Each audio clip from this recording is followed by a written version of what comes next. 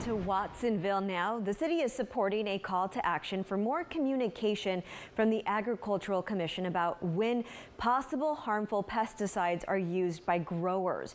Our KION's Drew Andre live for us tonight in Watsonville to explain after speaking with the group leading this movement. Drew? Well, so the way it works, Veronica, if a grower wants to use a hazardous pesticide, they have to get approval from the ag commissioner. But now there's a call to make that information public in advance.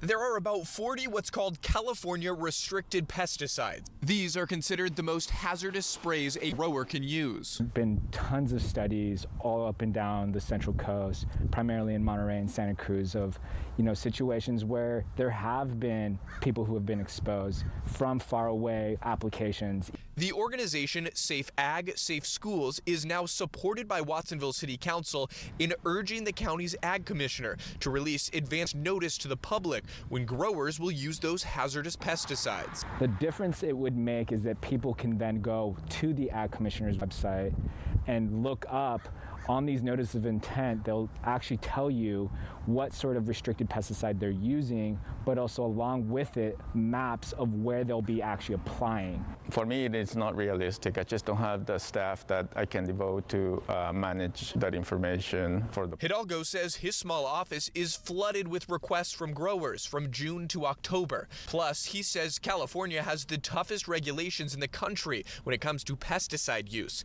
and the oversight with local agricultural commissions. There's an entire process of evaluation and reviewing what the grower intends to use, what commodity is going to be used on, as well as the site. Hidalgo tells us these pesticides have a low risk of harming the nearby public. But Calderon and others argue the notice of intent wouldn't take much extra work, and it would allow neighbors to do things to keep them safe, like close their window.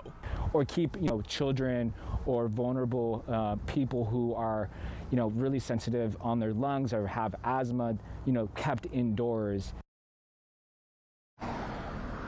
So the Ag Commission does work with the Pajaro Valley Unified School District and has put in place restrictions about using soil fumigants near schools. However, this public notice of intent can only happen if the Ag Commissioner agrees to it. And at this point, Aaron, Veronica, it doesn't look like that's going to happen.